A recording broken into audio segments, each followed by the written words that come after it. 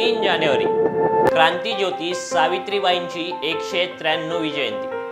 1831 ते 2024 त्यांचा जन्म होऊन 70,445 दिवस झाले।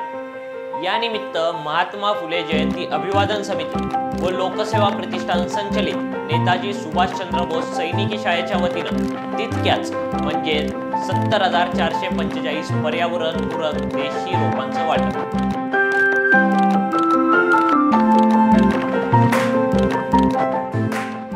क्रांतिज्योती सावित्रीबाई फुले यांच्या 193व्या जयंतीनिमित्त पुण्यातील गंजपेठेतील महात्मा फुले वाडा येथे महात्मा फुले जयंती अभिवादन समिती आणि लोकसेवा प्रतिष्ठान संचलित नेताजी सुभाषचंद्र बोस सैनिकी शाळा फुलगाव यांच्या संयुक्त विद्यमानं सावित्रीबाईंना अनोख्या पद्धतीनं अभिवादन करण्यात आलं।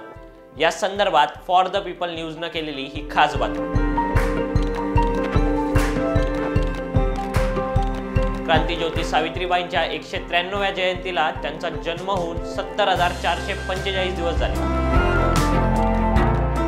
या निमित्त तितकीच म्हणजे 70,445 पर्यावरणपूरक देशी रोपांचं वाटप करण्यात आलं। महात्मा फुले जयंती अभिवादन समिती आणि लोकसेवा प्रतिष्ठान संचलित नेताजी सुभाषचंद्र बोस सैनिकी शाळेच्या वतीनं पुण्यातील गंजपेठेतील महात्मा फुले वाड्यात सावित्रीबाईंना अभिवादन करण्यासाठी आलेल्या नागरिकांना ही रोपं भेट दिली आणि अशा अनोख्या पद्धतीनं सावित्रीबाईंना अभिवादन केलं। पुण्याजवळील फुलगाव येथील नेताजी सुभाषचंद्र बोस सैनिकी शाळेत या 70,000हून अधिक रोपांची लागवड करून त्यांचं संगोपन करण्यात आलं होतं। यामागची नेमकी भूमिका काय होती याबाबत महात्मा फुले जयंती अभिवादन समितीचे रवी चौधरी, लोकसेवा प्रतिष्ठानचे प्राध्यापक नरहरी पाटील आणि सुनीता काळे यांनी भूमिका मांडली। महात्मा फुले जयंती अभिवादन समितीच्या वतीने मी पहिल्यांदा माननीय आदरणीय आमचे सर्वांचं ऊर्जास्थान महात्मा फुले व सावित्रीबाई फुले यांना मी नमन करतो।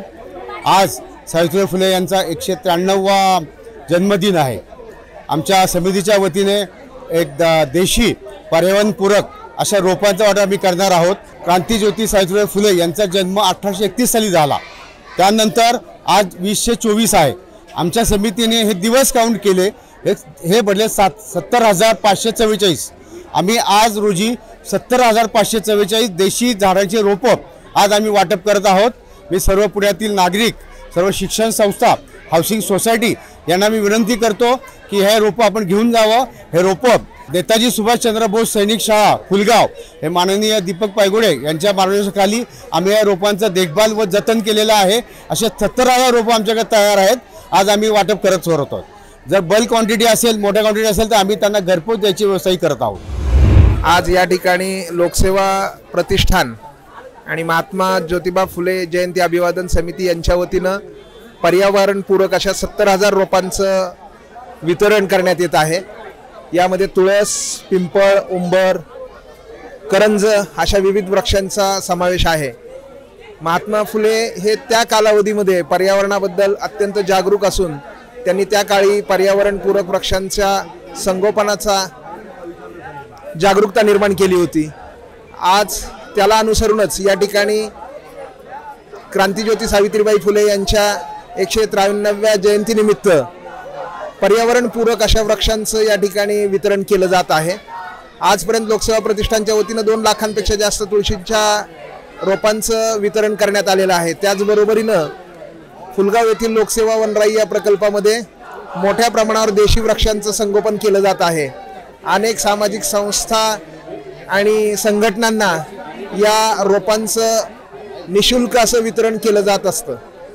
त्याच उपक्रमातला एक उपक्रम म्हणून आज या ठिकाणी क्रांतिज्योती सावित्रीबाई फुले यांच्या जयंतीनिमित्त हा उपक्रम राबवण्यात आलेला आहे। क्रांतिज्योती सावित्रीबाई फुले यांची जयंती आहे आणि त्या निमित्ताने आपण इथे फुलेवाड्यामध्ये काही तुळशीच्या रोपांचे म्हणजे जवळजवळ 70,000पेक्षाही जास्त तुळशीच्या रोपांचे आणि पर्यावरणपूरक रोपांचे आपण वाटप करत आहोत। खरं तर पुणे जिल्ह्यामध्ये जे प्रदूषण आहे कुठल्याही राजकीय पक्षाकडून याचा कधीही आत्तापर्यंत विचार केला गेलेला नाहीये आणि आपलं प्रदूषण कमी करण्याच्या हेतूने जो फुले समितीच्या वतीने आम्ही हा उपक्रम इथे घेत आहोत त्यात सर्वात मोठं योगदान माननीय दीपक पायगुडे सर यांचं आहे, कारण त्यांच्या सैनिकी शाळेतून आपण ही रोपं तयार केलेली आहेत आणि सर्वांना इथे रोपं वाटप करण्यात येणार आहेत।